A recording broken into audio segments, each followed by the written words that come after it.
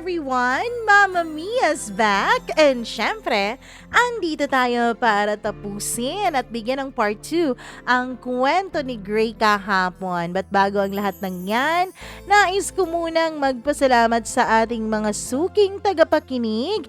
Hi naman ako kay Daguplo Evelyn, maraming salamat. Rosana Crisostomo, Marieta Yoto, Jeliza Monteser, maraming salamat. Shout out sa kaniyang anak na si Jeremy Floyd Anyo Nuevo. Maraming salamat. Hello rin kay Donna Frias. Kumusta ka rin, Donna? I'm so okay, Donna, ha? Liza Teves, maraming salamat all the way from Dubai. Judith McGovern, thank you so much sa pakikinig. Edmond Baritugo, from Carmen Copper Corporation, Toledo City, Cebu. Maraming salamat sa iyo, Josephina. Kay Christina Sison, hello rin. Kay Jin8864, listening from Iligan City. Hello sa mga taga-Iligan. Hi din kay Jennifer Lingasa, Annalie Cristobal, maraming salamat. Colleen Bueno, kay Chazi Chai, Vanji Saldo, maraming thank you. Hello rin kay Marieta Salachika, maraming salamat. Hello rin kay Arlene Season, nakikinig since 2023. Maraming thank you. Zaida Vidal, maraming salamat din kay Leo May Faith Seno, maraming thank you sa'yo. Hi din kay Jenita Vigonte, LB Lapot, Jude Simple, maraming salamat. Tuwan Hintuan. Hello rin kay Rokan Sanabal or Nasabal. Maraming salamat. Rokan Sabal. Tama po ba? Shout out sa'yo, ha. Hi din kay Maista Domingo at sa lahat po ng ating mga tagapakinig. Thank you so much sa inyong walang sawang pagsuporta. Hindi na natin patatagalin ito. Ito na ang part 2 at finale ng kwento ni Gray dito lamang sa Dear Mama Mia.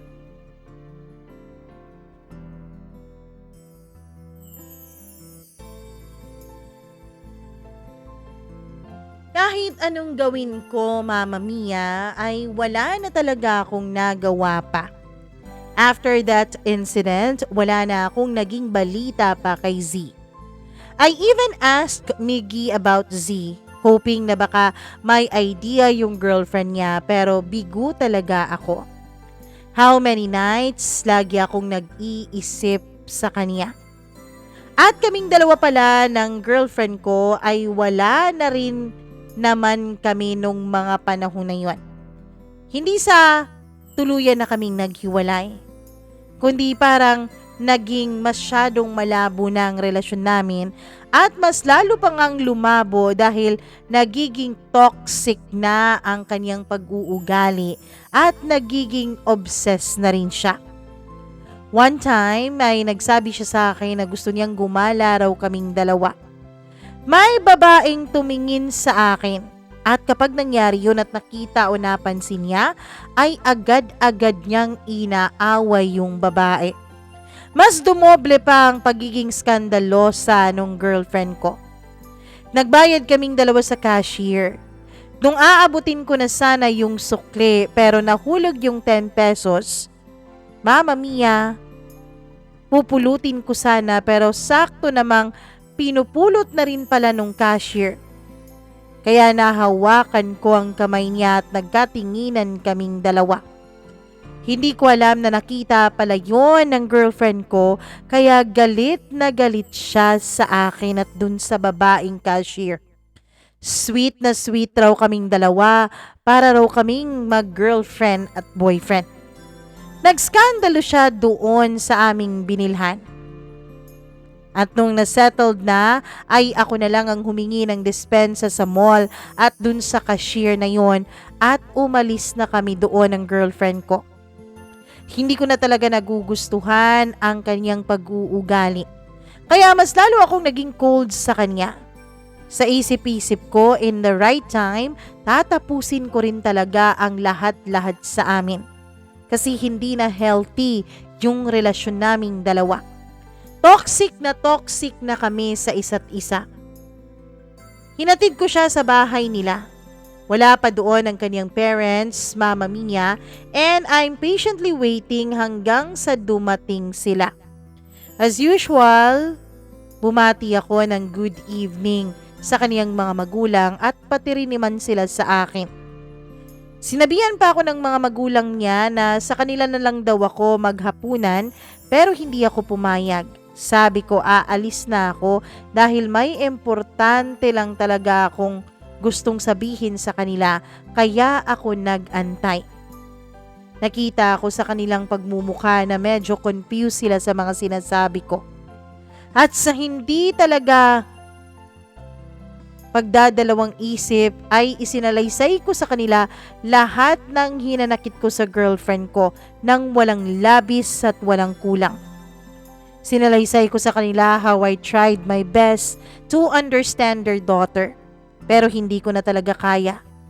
Hanggang sa sinabi ko sa kanila na mas mabuti pang tapusin na lang namin ng kanilang anak ang aming relasyon habang maaga pa at hindi pa masyadong malala ang sitwasyon. Dahil ayokong dumating sa punto na baka magkasakitan kaming pareho, lalo na ayokong dumating sa puntong magkapisikalan kami.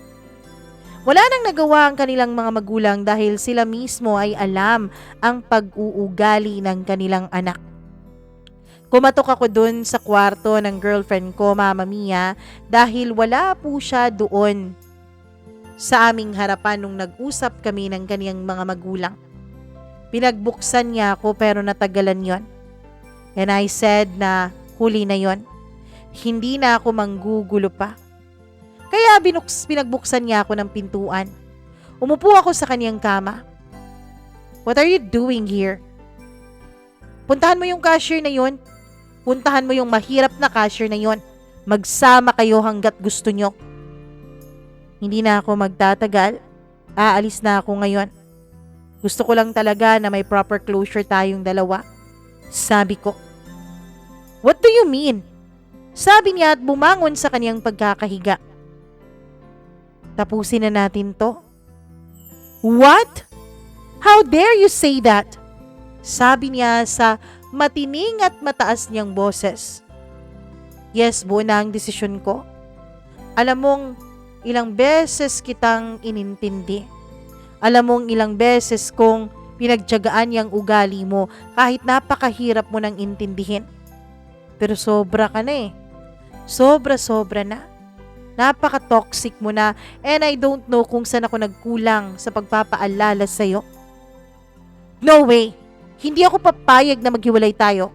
Do you want me to tell mom and dad about this and we'll see? Don't worry.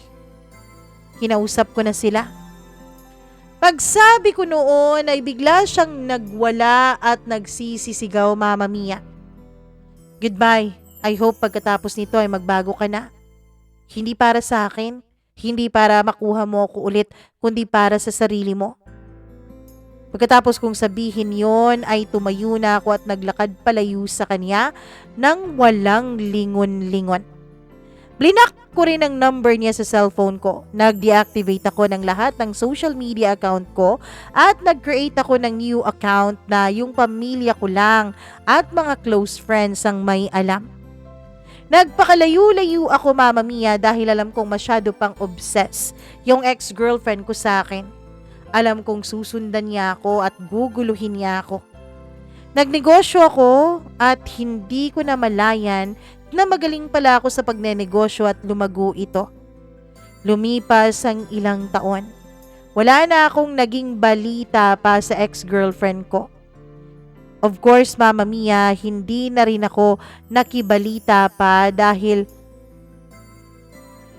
nakakatroma po talaga ang mga na-experience ko sa pagiging skandalosa nung ex ko. At the same time, nung mga panahon na yon, ay hindi ko pa rin nakakalimutan si Z. Although kahit sa paglipas ng ilang taon, ay wala rin naman akong naging balita sa kanya. Hanggang sa fast forward tayo, may kumuha sa amin as photographers ng kanilang kasal. Pumayag ako, Mama Mia. Siya nga po pala yung negosyong sinasabi ko ay tungkol din po sa passion ko sa photography. Hanggang sa dumating yung araw ng kasal. Handa na kami ng assistant ko. Dalawa ang kinuha kong assistant dahil malaki po ang package na inavail nung couple na ikakasal. Nag-umpisa na ang seremonyas hanggang sa maglalakad na si bride sa gitna ng aisle, Mamma Mia.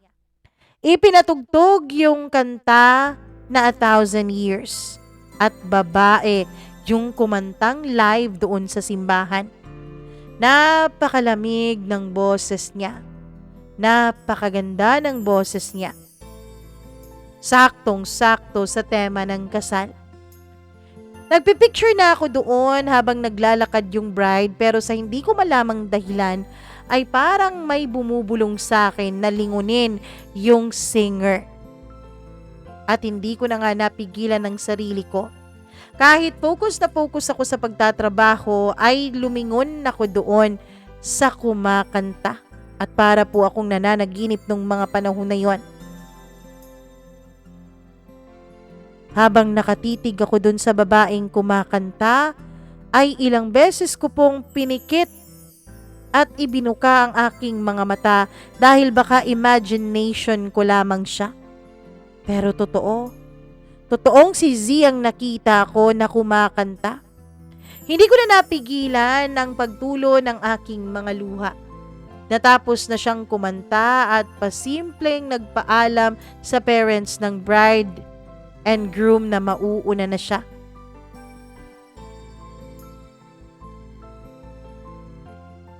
Lumakad na siya, kasunod yung dalawang lalaki na sa tingin ko ay mga bodyguards niya. Wala akong chance na makalapit sa kanya. Of course, Mamma Mia, meron po akong trabaho kaya ako nandun. Photographer ako sa kasal na yon.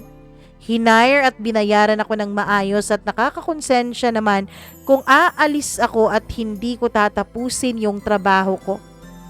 At ako pa ang magiging rason para masira ang napakagandang kasal na napaka-espesyal dun sa couple na yon. Dapat unahin ko ang pagiging professional kaysa sa pansarili kong interes. Natapos ang kasal na para akong nakalutang pa rin. Hanggang sa kinapalan ko na ang mukha ko, Mamma Mia, at nagtanong na ako kung sino yung babaeng kumanta sa simbahan. Sponsor yun sa aming kasal. Hindi rin namin siya kilala kasi yung daddy niya ang sponsor talaga. Ganito kasi yun, sir. Yung husband ko po, taxi driver at sumakay naman yung daddy nung singer.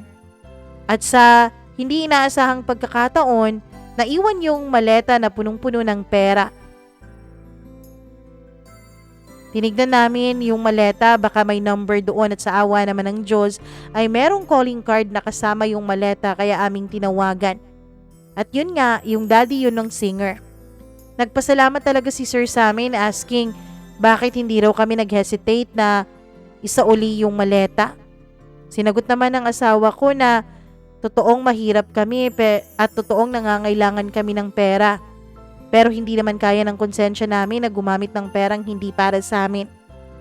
Kaya doon nakapag-decide si sir na maging sponsor ng kasal namin para mabigyan niya raw kami ng regalo sa aming kasal. Binigyan nga kami ng sarili naming van para sa aming hanap buhay Kaya hindi na nagtataksi ang asawa ko, sir. Nagdadrive na yan ng van.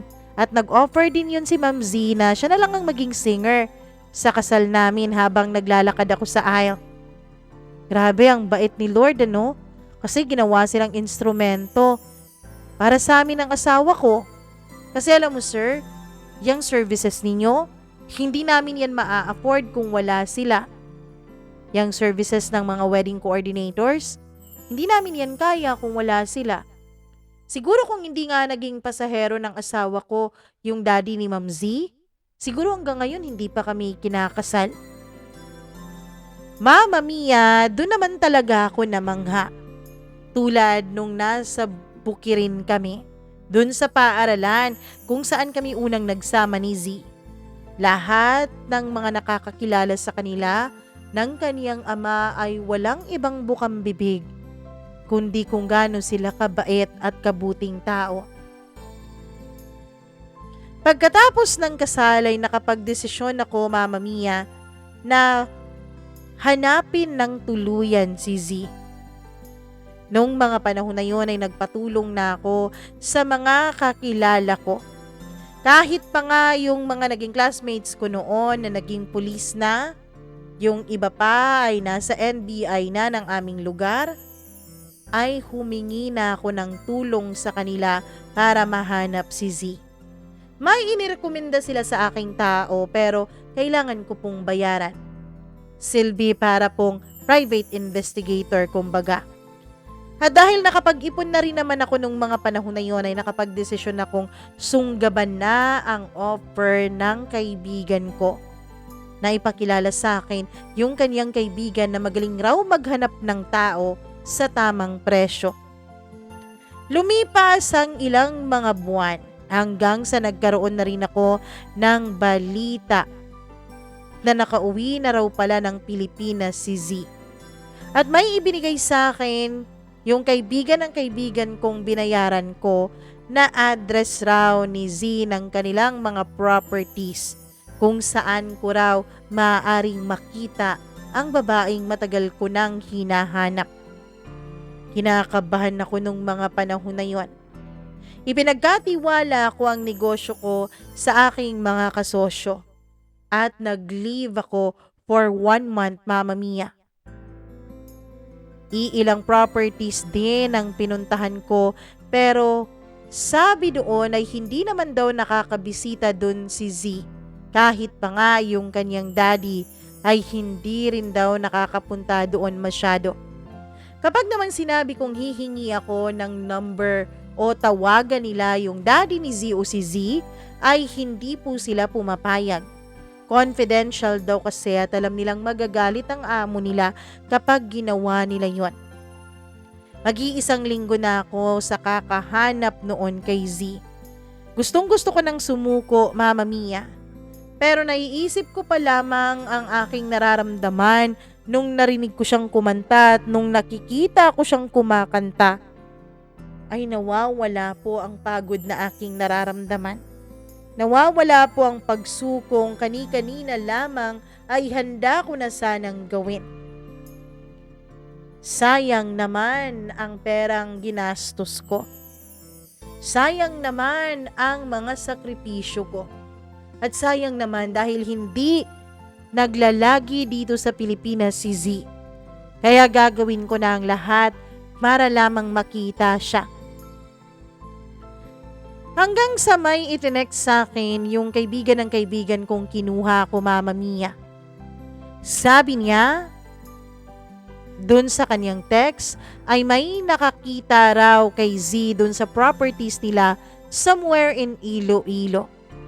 Medyo malayo-layo yun at sa may bukiring bahagi na.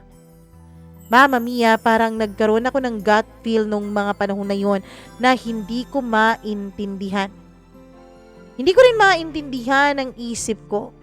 Para akong nawala sa sarili ko ng sandali. Hindi ko na nga namalayan na kusa na palang naglakad ang mga paa ko at naglakbay na papunta doon sa lugar na sinasabi ng private investigator ko. After so many hours ay nakarating na ako doon sa kanyang sinabi. At dahil nga gabi na akong nakarating ay nag-check-in na lamang ako sa isa sa pinakamalapit na hotel doon. Kinabukasan ay nag-check out agad ako at nag-breakfast pagkatapos ay bumiyahe na ng almost 3 hours. Nakarating ako sa lugar kung nasaan ang isa sa mga properties nila ni Z. Napakalaki ng lote doon. Merong mga bahay-bahay pero konti lang naman. Napakarami ng mga pananim at napaka-peaceful ng paligid. Nagtanong ako sa mga taong nakakasalubong ko doon kung kilala ba nila si Z sabay pakita ng picture niya. Yung picture po na tinake ko noon dati sa aking sariling camera. Tinititigan nila ako, Mama Mia, tinatanong kung sino raw ako. Sabi ko, kaibigan ako ni Z.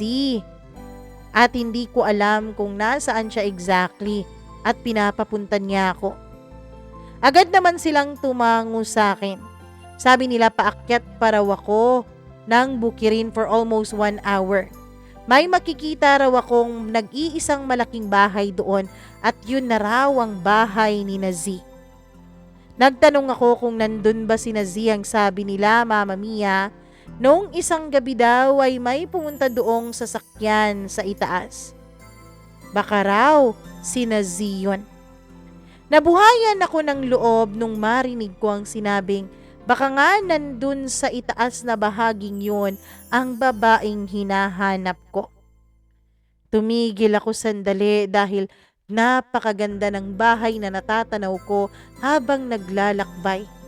Ang laki nga ng bahay na yun na para bang palasyo sa sobrang laki. Napakaganda din ng ambience. Lalo pa highlands po ang kinatitirikan ng bahay na yon. Ang daming magagandang garden sa paligid at ang dami-daming kahoy. Alam mong napaka-presko ng hangin at napaka-peaceful ng lugar.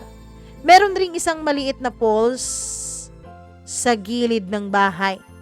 Meron rin namang mga mumunting bahay na nakapaligid doon na malayo-layo rin ang distansya mula doon sa malaking bahay.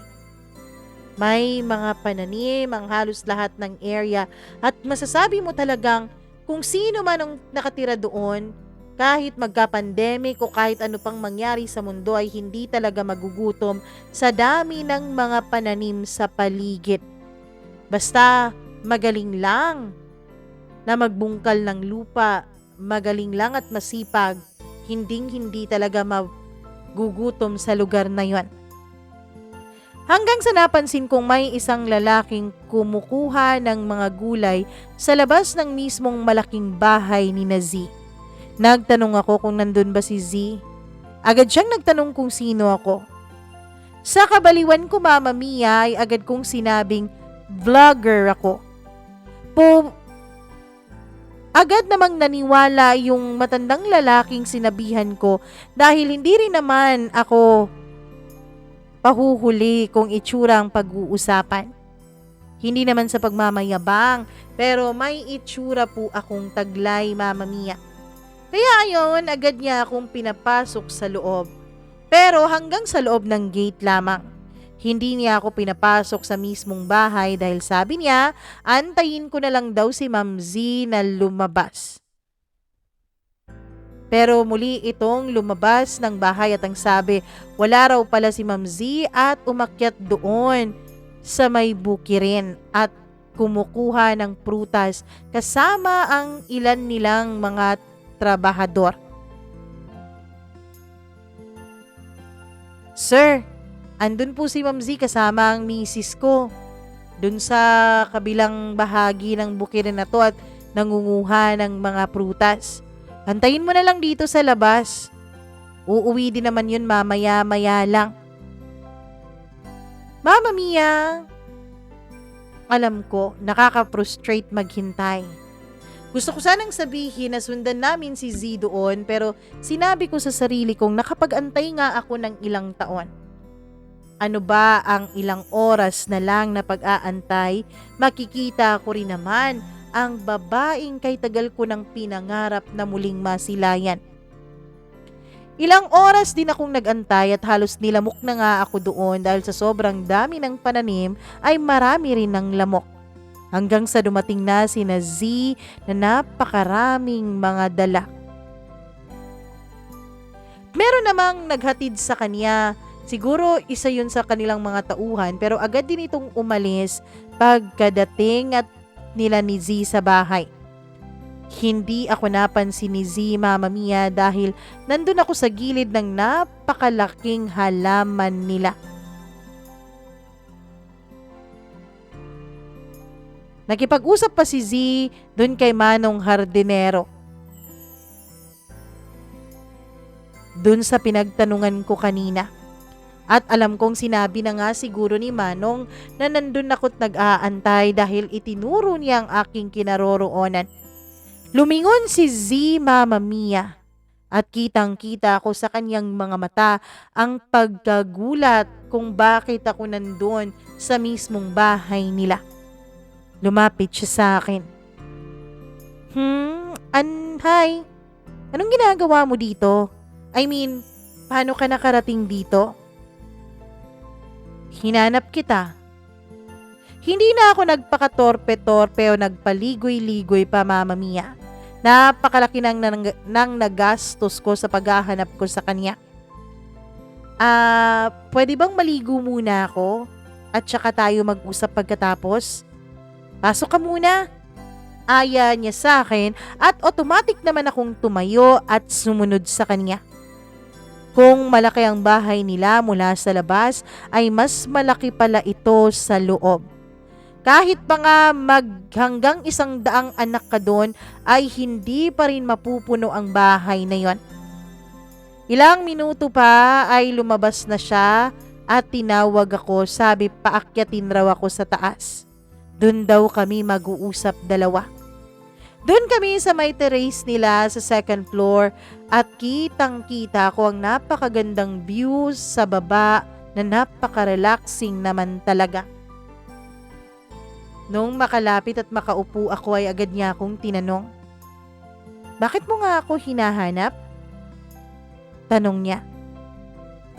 "Kasi mahal kita," sagot ko. Yung girlfriend mo?" Agad kong ikwinento sa kanya ang lahat ng nangyari. "At dahil ba wala na kayo, ako naman?" "Alam mo naman Z, di ba? First time pa lang kitang nakita, minahal na agad kita. Gusto ko lang patunayan sa'yo na mahal talaga kita, kaya hinanap kita. Kahit napaka-imposible, ginawa ko ang lahat." "Anong gusto mo? Magbungkal ako ng lupa? Manligaw ako ng tulad kung paano manligaw ang mga ninuno natin? Lahat ng mga trabaho dito sa Bukirin, sige gagawin ko. Gagawin ko kung yun ang paraan para mapatunayan ko sa'yo na malinis ang intensyon ko at totoong mahal kita. Kaya kita hinanap ng pagkatagal-tagal. Kaso, hindi na pwede, Gray eh." Narinig ko ang lungkot sa kanyang boses nung sinabi niyang hindi na pwede. "Bakit?" tanong ko. Tinitigan ko ang kanyang mga mata at inaarok ko ang kanyang mga sinasabi. Nakita kong malungkot nga ang kanyang mga mata at agad siyang yumuko. Kasi ikakasal na ako sa susunod na taon." Nagulat ako sa narinig ko, Mama Mia. Bakit ganito magbiro ang tadhana? Bakit kung kailan nahanap ko na siya, tsaka naman hindi pwede? Bakit nung unang magtagpo kaming dalawa, ako itong hindi pwede? Ngayon siya naman. Hindi ba talaga kami nakatadhana para sa isa't isa? Napaiyak ako sa mga iniisip ko. Tahimik lamang siya at tahimik din akong umiiyak. Mahal mo ba siya?" tanong ko. "Oo naman," sagot niya. Pero hindi ako kumbinsido sa sagot na yon, base na rin sa kanyang ekspresyon. Hindi naman siguro siya malulungkot at sasabihin hindi na pwede kung talagang mahal niya yung pakakasalan niya, di ba, Mama Mia? Sabihin mo naman sa akin ang totoo, Z. Mabait kasi siya, Gray. Chinese siya at napagkasunduan nila ng mga magulang ko na ikasal kaming dalawa. At bakit ka pumayag? Tanong ko. Hindi na tayo pabata, Gray. At saka wala naman akong nakitang problema kung maging asawa ko man siya. Hindi ako papayag, Z. Gagawin ko ang lahat para mahalin mo rin ako. Kasi mahal na mahal kita eh. At gagawin ko ang lahat para sa'yo.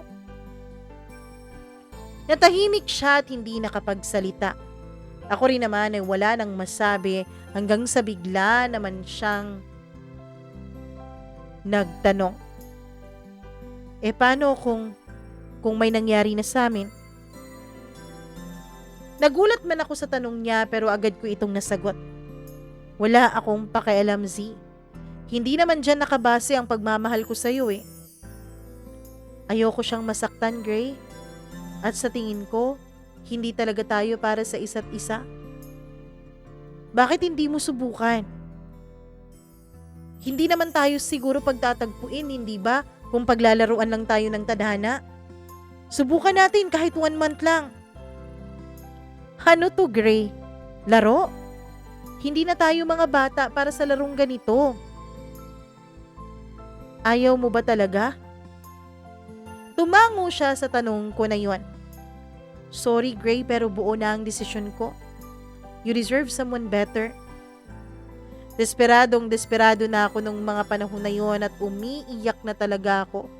Wala na akong pakialam, Mama Mia, kung hindi man tigasing lalaki ang tingin niya sa akin. Bukod sa napakalaki na ang nagastos ko, ay hindi rin talaga ako pinapatahimik ng mga panaginip ko gabi-gabi. Sige, kung yan ang gusto mo. At sa tingin ko, wala na rin naman akong kwenta. Wala na rin kwenta tong buhay ko. Ilang taon ba naman kitang hinahanap eh. Sana kahit sa kabilang buhay, sana kahit dun maging tayo naman. Sabi ko at tumayo na para aalis na sana. Sandali. Pigil niya sa akin at hinawakan ang aking kamay. Huwag mong sasabihin may masama kang balak sa sarili mo. Yan ang wag na wag mong gagawin, Gray. Wala nang kwenta ang buhay kong 2Z. Kung alam mo lang, kung ano ang sinakripisyo ko para lang hanapin kita. Sinasakripisyo ko ngayon ang hanap buhay ko. Ang hanap buhay ng mga tauhan ko. Nag-leave ako ngayon 1 buwan para mahanap ka. Ano ba kasi ang gusto mo? Tanong niya. Alam mo naman kung anong gusto ko, 'di ba?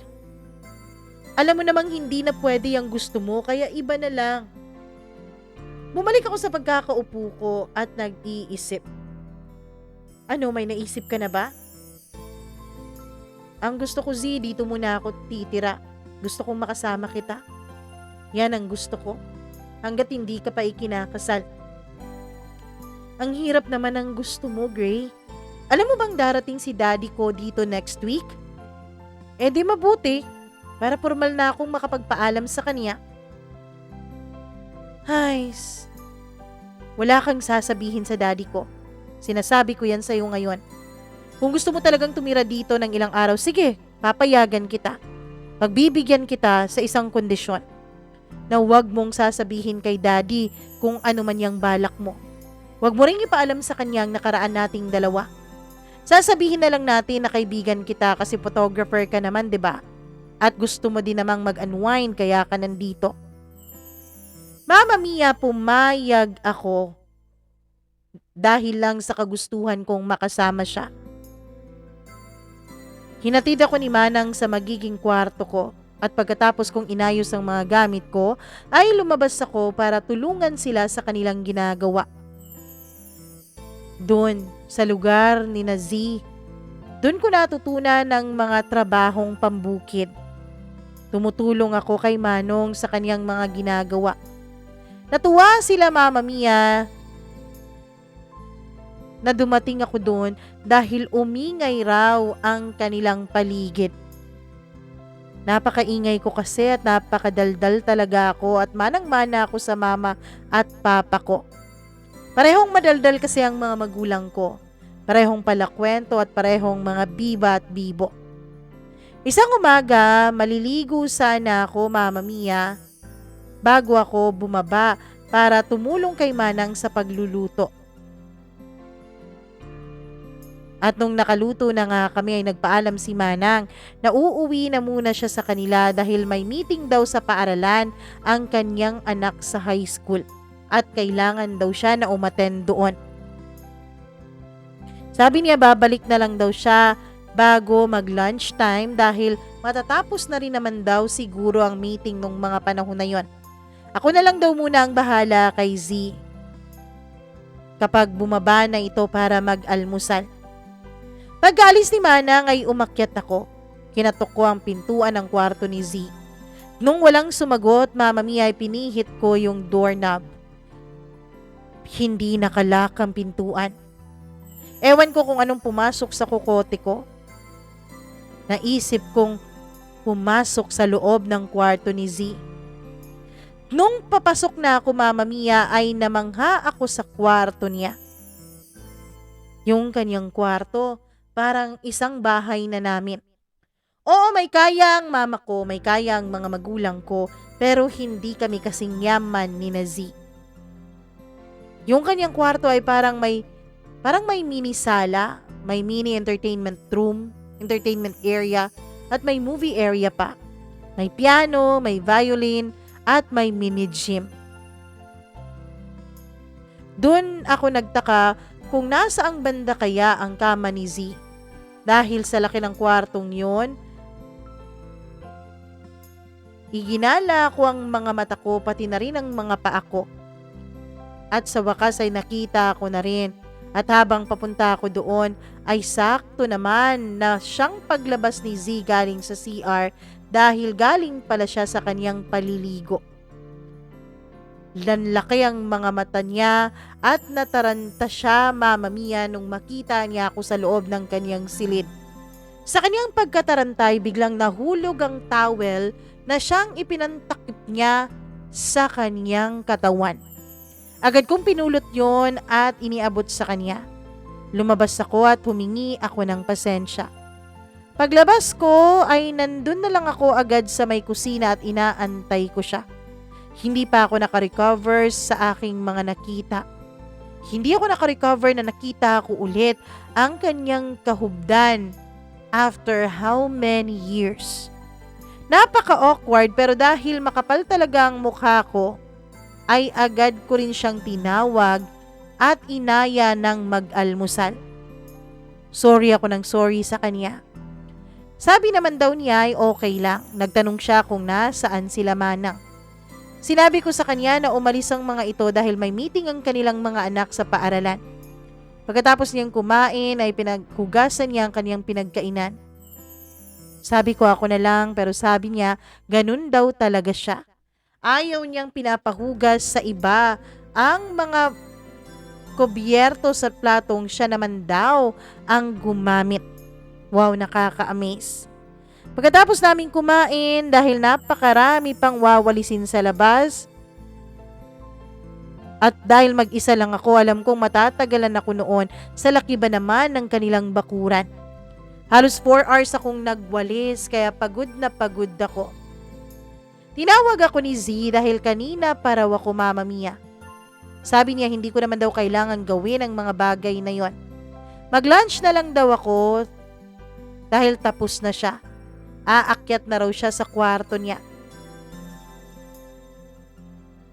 Nagtanong ako kung nasaan sila manang dahil ang sabi ng mga ito ay babalik bago mag-lunch pero sabi niya tumawag daw ang mga ito at sinabing hindi daw makakapunta at kinabukasan na lang daw babalik doon sa kanilang bahay. Hindi na raw din niya pinabalik dahil alam niyang pagod ang mga ito sa pag-attend sa meeting sa paaralan. Pagkatapos kong mag-lunch ay nagugas ako ng pinggan. Nilak ko na lang ang buong kabahayan at pumunta ako sa kwarto at dun tumambay dahil pagod na rin ako.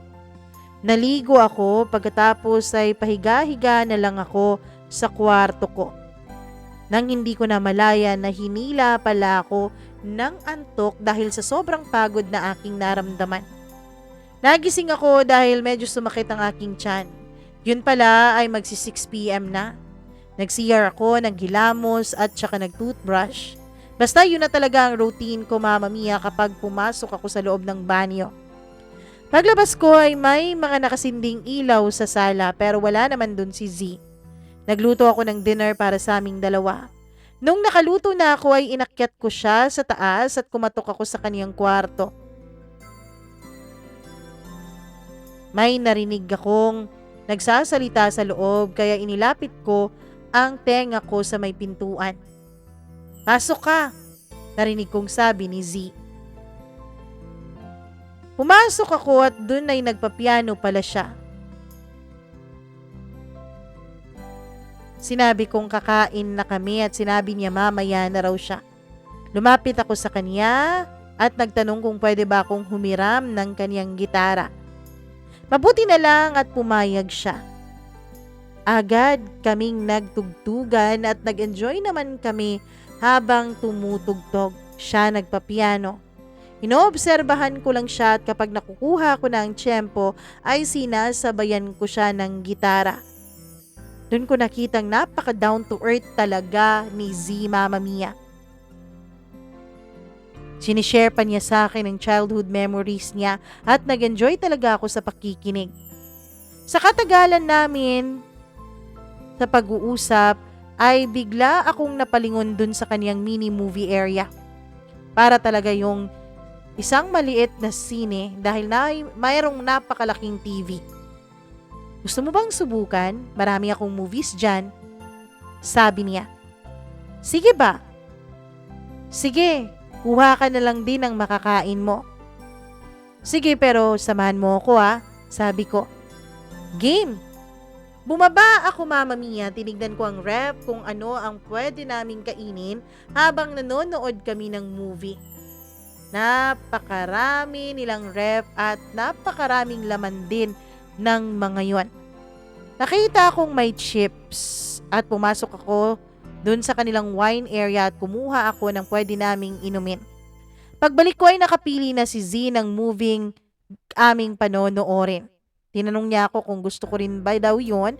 Sabi ko oo kahit hindi ko naman talaga naintindihan ang kanyang gustong panoorin. Basta masaya na ako kapag kasama ko siya. Kahit ano pang panoorin namin. Kahit gaano pa yun ka-corny, ayos lang. Matagal-tagal kaming nakapokus dun sa may palabas habang tumatagay, Mama Mia.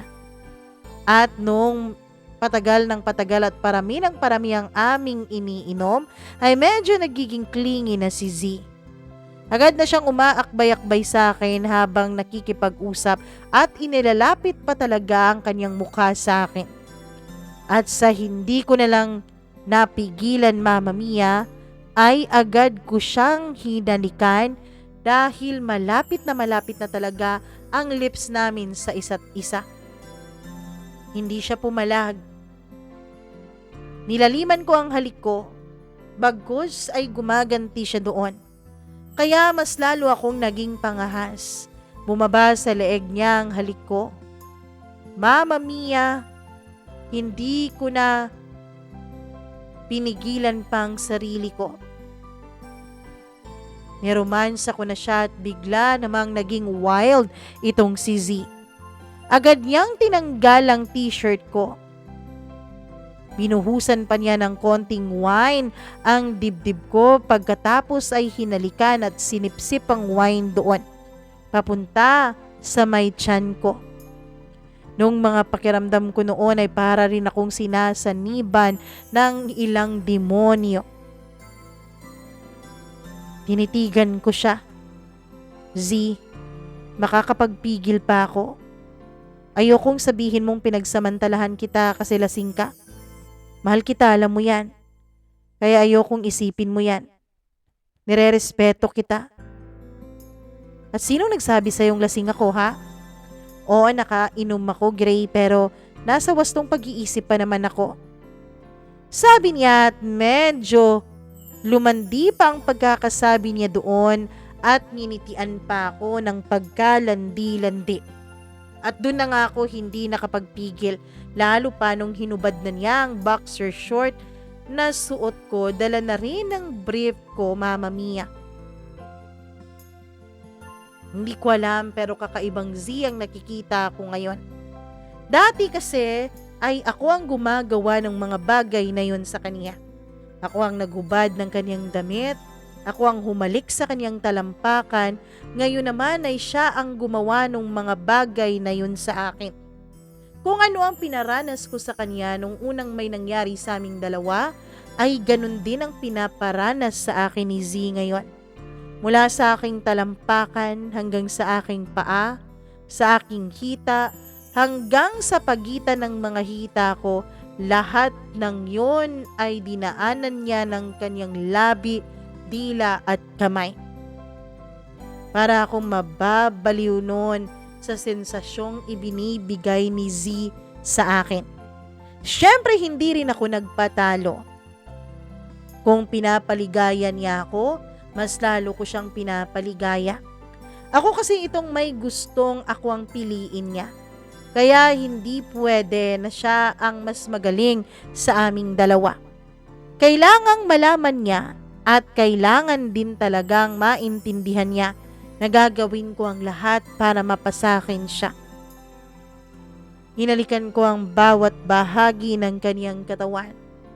Pati sa kasingit-singitan, kasulok-sulukang bahagi ng katawan niya ay pinadaanan ko ng aking labi at dila. Lalong-lalo na yung mga masiselang parte ng kaniyang katawan. Yung dalawa niyang mga bulkan at syempre yung nasa pagitan ng kaniyang mga hita. Nung mga panahon na yon ay hindi na nagpigil pa si Z. Hindi katulad nung nasa cottage kami dati.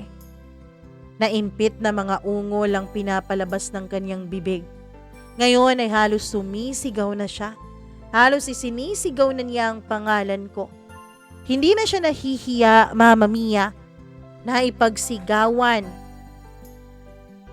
na nasasarapan siya sa ginagawa naming dalawa. Siguro dahil napakalaki naman talaga ng kwarto na yon at napakahirap din naman marinig mula sa labas kung anong nangyayari sa loob. Kaya siguro kampante siyang sumigaw ng sumigaw.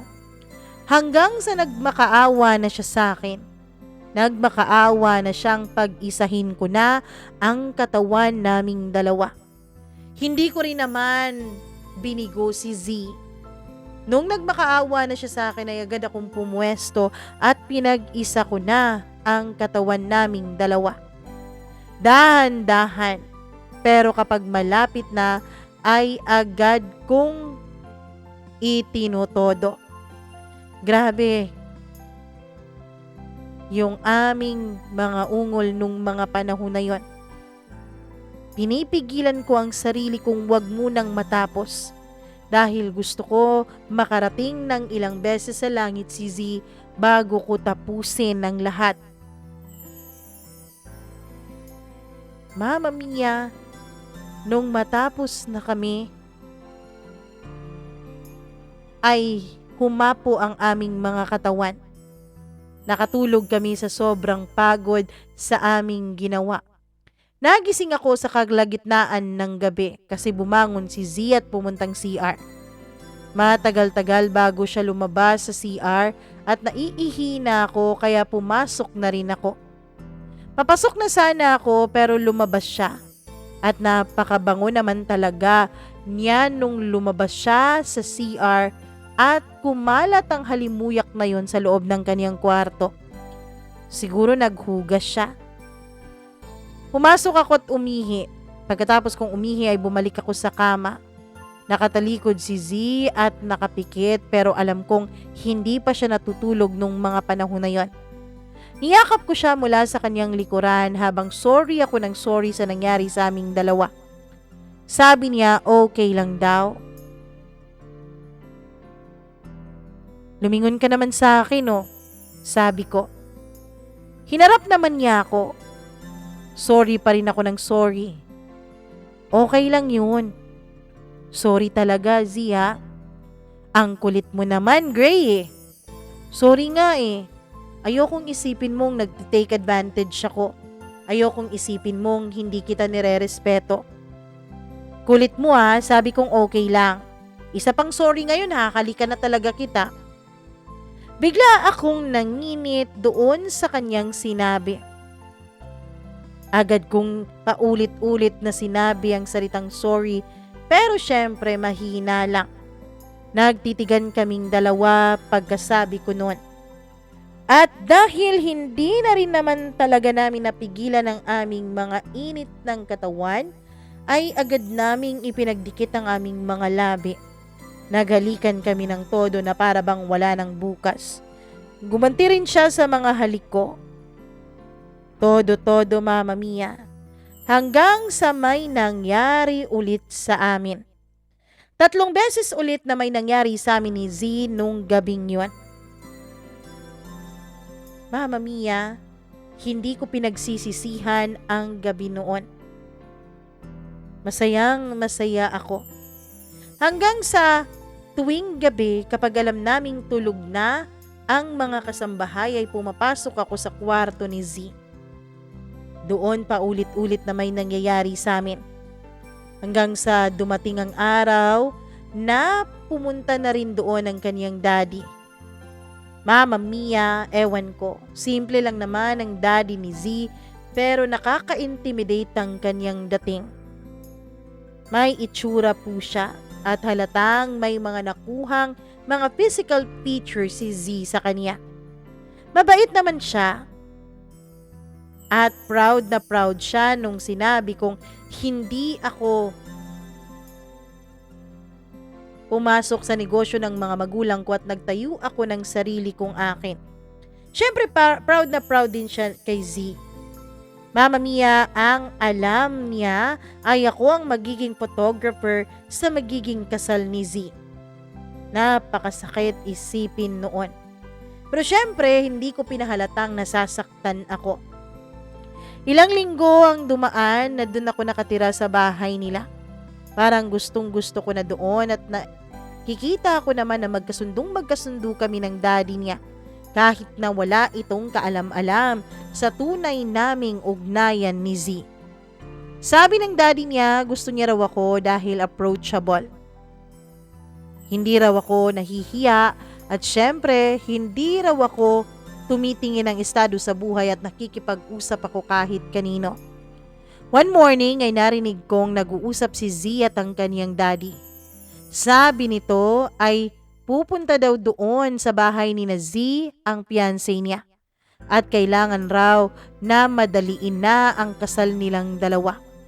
Narinig kong parang nag-aaway at nagdidiskusyonan si Z at ang daddy niya. Ako naman nung mga panahon na yun ay walang ibang rumerehistro sa utak ko kundi ang nalalapit na kasal ng babaeng pinakamamahal ko sa ibang lalaki. Nung gabing yun ay nasa terrace si Z. Nilapitan ko siya at nagtanong tungkol sa kasal nila nung kaniyang fiancé.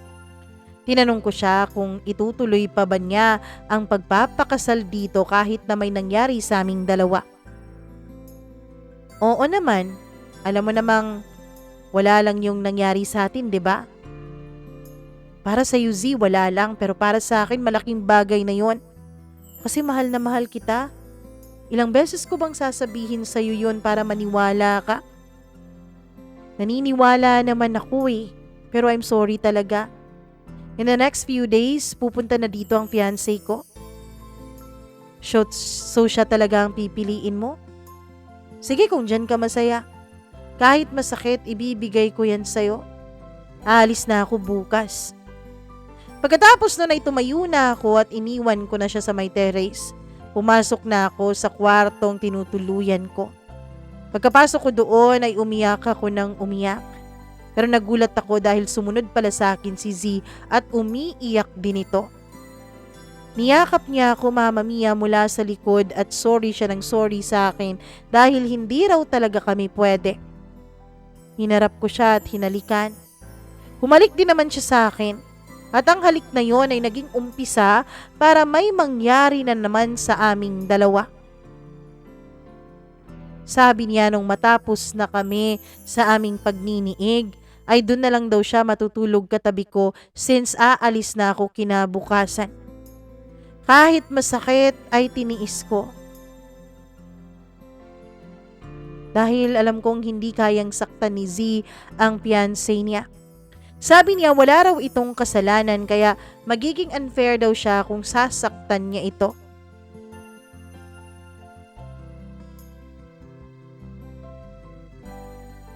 Mama Mia, kahit na magkatabi kami nung gabing yun ay wala rin namang tulog na nangyari. Paulit-ulit ko talaga siyang ginalaw dahil sinabi ko sa sarili kong huli na to. Umuwi ako sa amin na malungkot. Bagsak ang mga balikat dahil walang nangyari sa panunuyo ko sa babaeng pinakamamahal ko. Bumalik ako sa aking trabaho at lutang na lutang ang aking pakiramdam. Umiinom ako ng alak gabi-gabi. Gusto ko nang matigok nung mga panahon na yon. Magto 2 months na, Mama Mia, mula nung magkahiwalay at iniwan ko si Z dun sa kanilang mansyon. Pero para pa rin akong baliw. Para na akong ermitanyo sa itsura ko. Humaba ang buhok ko, pati na rin ang bigote ko. Wala na akong pakialam sa paligid ko. One morning, napakasakit ng ulo ko dahil sa sobrang hangover. Tumawag sa akin ang landlady sa telepono. 8 a.m. na daw pero hindi pa ako gumigising, may naghahanap daw sa akin kanina pa. Pinapalabas niya ako, Mama Mia, kaya naman dahil sa bunganga niya ay lumabas na rin ako. Pero pagkakita ko kung sinong bisita ko ay nawala ang hangover na nararamdaman ko. Dahil may itsura po ang bisita ko. Kurang na pagkalalaki pero napakagaling at napakaganda pa rin talaga ng tindig. Yun ay walang iba kundi ang daddy ni Z. Pinapasok ko siya, Mama Mia, at hiyang-hiya ako dahil sa itsura ng kwarto ko nung mga panahon na yon. Napakakalat dahil wala na rin naman akong pakialam sa paglilinis noon. Humingi ako ng pasensya sa kanya, sabi niya okay lang naman daw dahil hindi naman daw yun ang pinunta niya sa akin. Meron lang daw siyang importanteng itatanong sa akin. Ano po yun, boss? Boss kasi ang tawag ko sa kanya. Gaano mo kamahal ang anak ko? Mas mahal ko pa siya kaysa sa buhay ko. Well, nakikita ko naman sa itsura mo ngayon. Kumusta na po pala si Z? Tanong ko. Buntis si Z. At 'di ba ikaw ang ama? Nagulat ako na buntis siya pero natuwa ako nung sinabi niyang ako ang ama ng pinagbubuntis ng anak niya. Sa totoo lang, I'm so disappointed with you. Dahil sa ginawa mo sa anak ko. Pero andyan na yan wala na tayong magagawa. At sa tingin ko naman mabait kang bata. Sana this time hindi mo nasisirain ang tiwala ko sa'yo. At sana hindi mo sasaktan ang anak ko. Ano, sasama ka ba sa akin ngayon o hindi? Mabilis pa sa kidlat ay sumagot ako. Oo, boss. Makakaasa ka, gagawin ko ang lahat para sundin ang mga paalala mo. Tumawag ako sa mga assistants ko sa shop, Mama Mia, at sabi ko, sila muna ang bahala sa studio dahil meron lang akong emergency na lalakarin. Habang nasa biyahe kami ay nakisuyo talaga ako kay boss na kung pwede ay dumaan muna kami sa barbero. Ngumiti naman siya, Mama Mia. Sabi niya dapat lang daw para pagupitan ko ang ermitanyo kong buhok at bigote. Pagdating ko sa bahay nila ay mga mag-aalas 4 na noon ng hapon. Kinakabahan ako. Pumasok kami at agad inutusan ng daddy ni Z si Manang na palabasin si Z sa kwarto. Lumabas siya, Mama Mia. At sa tingin ko nung mga panahon na yon ay mas lalo siyang gumanda kahit wala pang kasuklay-suklay ang buhok niya. Pagkakita niya sa akin ay nagulat siya pero agad siyang napayuko. O anak, may bisita ka. Mag-usap kayong dalawa. Umakyat naman ang papa ni Z sa kanyang kwarto. Sabi niya ay maliligo daw muna siya dahil malagkit na siya sa biyahe namin. Doon tayo sa terrace mag-usap. Agad akong sumunod sa kanya. Pagpasensyahan mo na ang daddy ko, ha? Kung ayaw mo, okay lang naman. Makakaintindi naman yan si daddy. Anong ayaw, Z? Z naman, napakamanhid mo. Buong buhay ko, ikaw lang ang babaeng pinangarap ko na magiging ina ng mga anak ko. Umiyak siya, Mama Mia, at agad niya akong niyakap. Tinawag na kami para mag-early dinner na lang daw para makapagpahinga ng maaga. O ano nang plano ninyong dalawa? Habang hindi pa malaki ang tiyan ni Z. Pakakasalan ko siya, boss. Sagot ko agad sa daddy niya. Ikaw, Z, anong desisyon mo?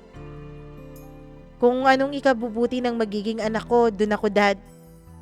Kinabukasan ay agad kaming nag-asikaso ni Z ng mga requirements para sa aming kasal at agad naman kaming nakapagpa-schedule. Yung kanyang fiancé pala Mama Mia ay bumalik na dun sa lugar nito. Inamin na ni Z na nagkasala siya at nabuntis siya. Hindi naman daw nag-alinlangan yung kanyang fiancé at handa naman daw itong managot sa kanya kahit hindi ito ang ama ng kanyang pinagbubuntis. Pero nung malaman ng daddy ni Z, syempre hindi siya pumayag na ibang managot ng pinagbubuntis ni Z dahil buhay pa naman daw ako. Kaya naman, tinawag niya si Z at tinanong kung sino daw ang mahal ni Z. Ako raw ang sinagot ni Z, Mama Mia. Nakukonsensya lang daw siya kaya hindi niya maiwan yung kanyang fiancé. Kaya naman ang ama ni Z o ang daddy niya ang nagpaliwanag dun sa fiancé niya tungkol sa mga totoong nangyari. Buti na lang at tinanggap naman ito ng maluwag ng kaniyang fiancé. Hanggang sa dumating ang araw ng kasal namin, para akong bata ng iyak at agad pa talaga akong pinagtitripan ng papa ko. Mas lalo raw akong pumapangit kapag umiiyak, Mama Mia. Hindi raw ba ako nahihiya sa daddy ni Z na yung itsura ay mala artista? Natuloy nga ang kasal naming dalawa. Lubos-lubos ang pasasalamat ko noon sa langit. Hindi ko akalain na ikakasal rin pala ako sa babaeng pinangarap ko. Ang akala ko kasi noon, Mama Mia, nung umalis ako sa bahay ni Z, ay wala na talagang pag-asa kaming dalawa. Pero ganun pala talaga kapag tadhana ang humusga at tadhana ang may gustong magkatuluyan kayong dalawa. Pagkatapos ng kasal, syempre walang humpay na honeymoon na kami ni Z kahit nauna na naming ginawa yon nung una pa lang naming pagkikita. Mama Mia, saksi talaga ako sa naging journey ni Z sa kaniyang pagbubuntis. Totoo pala talaga na magbabago ang hormones ng babae, pati na rin ang mood ay pabago-bago kapag buntis ang mga ito. Mabait pa rin naman si Z pero lagi niya akong pinagmamalditahan. Mabait siya sa ibang tao, sa akin lang siya nagmamaldita. Siguro nga ako ang kanyang pinaglilihian. Kung ano-anong mga prutas, gulay, at kung ano-anong mga mahihirap na pagkain din ang pinaglilihian niya na siya naman talagang ikinahihirap kong hanapin. Pero ayos lang, hindi ako nagreklamo dahil ito naman ang hiningi ko sa Diyos. Hanggang sa dumating na rin ang araw na pinakahihintay naming dalawa na manganganak na si Z. Ako noon ay takot na takot dahil sabi nga nila kapag nanganganak ang isang babae, ang isang paa nito ay nasa hukay na. Pero si Z napakatapang niya. Hindi talaga siya natakot, Mama Mia. Sabi pa niya kahit anong mangyari daw dapat hindi ko pabayaan ang anak namin. Dahil mahal na mahal daw niya kaming dalawa. Ewan ko kung bakit nasabi yun ni Z. Biglang nanindig ang mga balahibo ko sa kanyang mga sinabi. Mama Mia, grabe ang pinagdaanan ni Z. Gusto sana namin ng daddy niya na ipa-cesarean section na siya pero hindi pumayag si Z. Gusto raw niya na maging normal lang delivery ng anak namin. Kakayanin daw niya. Nag-uusap pa kaming dalawa at masayang-masaya pa ang aura niya, Mama Mia, kahit deep inside, alam kong nasasaktan na siya. Alam ko na humihilab na ang tiyan niya nung panahon na yon.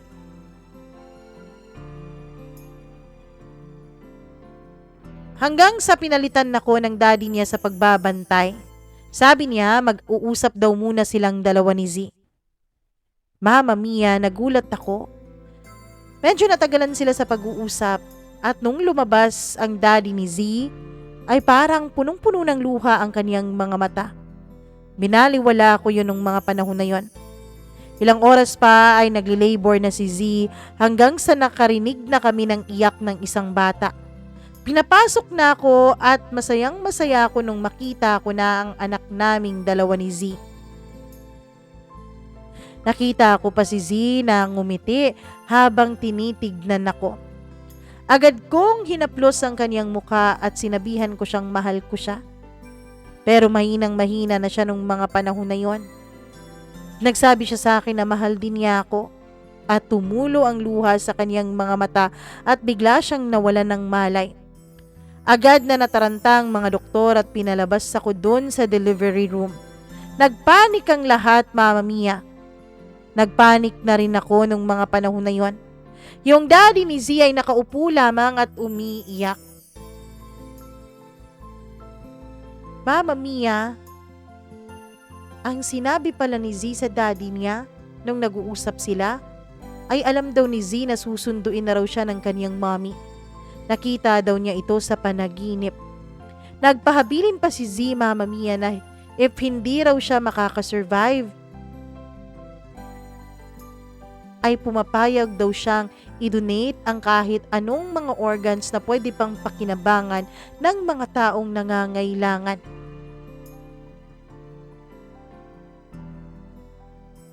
Sabi pa nito, wag daw sasabihin sa akin ang kanyang mga sinabi hanggat hindi siya makakapanganak. Ewan ko, Mama Mia. Ewan ko. Pero naguguluhan ako sa mga pangyayari nung mga panahon na yon. Masayang-masaya ako dahil sa wakas ay nasilayan ko na ang anak namin ni Z. Pero malungkot naman ako dahil ang babaeng matagal kong inantay at hinanap ay hindi rin pala magtatagal sa buhay ko. Inilabing namin si Z na malapit lang sa bahay nila. Buti daw doon dahil marami ang dadalaw kay Z. Marami ang magdadala ng bulaklak. At doon din kami tumatambay, Mama Mia, lalo na kapag may nagbe-birthday sa amin. Pagkatapos ng libing ni Z ay bumalik din naman ako noon sa dati kong gawi nung nawala siya sa akin. Inom ng inom, gabi-gabi, alak ng alak. Yung mama ko ang nag-aalaga ng anak ko sa mga panahong lasing na lasing ako. Hanggang sa kinausap na ako ng daddy ni Z. Sabi niya, kukunin na lang daw niya sa akin ang anak ko. Ibabalik na lang daw niya kapag handa na akong magpakaama dito at kapag nakarecover na ako sa pagkawala ni Z. Doon, Mama Mia, ay nagising ako sa katotohanan na hindi pala tuluyang nawala sa akin si Z dahil may iniwan siya sa aking buhay na alaala. At alam kong hindi gugustuhin ni Z na nakikita niya akong nahihirapan. Gabi-gabing nagpakalasing at pinapabayaan ang bunga ng aming pagmamahalan. Kaya ayon, Mama Mia, hindi ako pumayag na kunin ng daddy ni Z ang anak ko. Mula noon ay nagpakatino ako, nagpakaama at ina ako sa anak namin. Pakiramdam ko rin ay ginagabayan ako ni Z sa pagiging magulang sa aming anak. Kasi, Mama Mia, may mga umaga na habang tulog na tulog pa ako ay magigising na lang ako. Na para bang may tumatawag sa akin at sinabing kailangan ako ng anak ko. Minsan kapag gabi, pakiramdam ko, habang hinihili ko ang anak ko ay katabi ko si Z. Ewan ko kung pakiramdam ko lang talaga yon o talagang nangyayari yon. Agad, halos gabi-gabi ko rin siyang napapanaginipan. Hindi ko alam kung saang lugar ang mga nakikita ko sa panaginip ko. Pero siyang nakikita ko doon na masayang masaya habang pinagmamasdan ako at ang anak namin. Mama Mia, nalaman ko rin na matagal na palang may sakit si Z. Sinabi yun sa akin ng daddy niya at nagulat din ang daddy niya na hindi ko alam ito. Pero nalaman niyang hindi ko alam dahil sinabi ni Z bago pa lamang ang kanyang kabuwanan. Alam na alam daw ng daddy ni Z na posibleng manganib siya at hindi daw siya dapat na magkaanak. Pero nung nabuntis daw si Z ay gustong-gusto raw itong ipalaglag ng daddy niya dahil alam niyang hindi magtatagal si Z. Alam niyang eto daw, Mama Mia, ang magiging mitsa ng buhay ng kanyang anak. Pero hindi pumayag si Z. Hindi pumayag ito na ilaglag ang baby namin. Nakiusap ito sa daddy niya. At bilang mapagmahal na ama ay naintindihan ng kanyang daddy ang kagustuhan ni Z at kanya itong sinuportahan. Mama Mia, ngayon, kahit medyo matagal na panahon at malaki-laki na rin ang anak namin ni Z, ay wala pa rin akong nahahanap na babaeng pamalit sa kanya. Siyempre, hindi ko rin may pagkakailang meron akong mga babaeng nakakasama sa kama. Kasi may pangangailangan din naman tayong pisikal. Pero si Z lamang ang nagmamay-ari ng puso ko. Ang daddy din naman ni Z ang nagturo sa akin, Mama Mia, kung paano na maging safe ako. Siya din ang nagturo sa akin na dapat pangalagaan ko ang sarili ko kahit pa iba't ibang babae ang nakakasama ko. Dahil ako na lang daw ang magulang ng anak ko. Habang lumalaki ang anak namin ni Z ay nakikita ko ang kanyang ina sa kanya. Manang-mana talaga ang anak ko sa mama niya na para ba silang pinagbiyak na bunga. Hanggang ngayon na malapit ang magdalaga ang anak ko ay wala pa rin nakakakuha ng puso ko. Hanggang dito na lamang po, Mama Mia. Nawa po ay may natutunan kayo dito sa kwento ko. Kung wala man, nawa din ay na-entertain kayo kahit papaano sa kwento naming dalawa ng babaeng pinakamamahal ko. Hanggang dito na lamang, lubos na nagmamahal, Gray.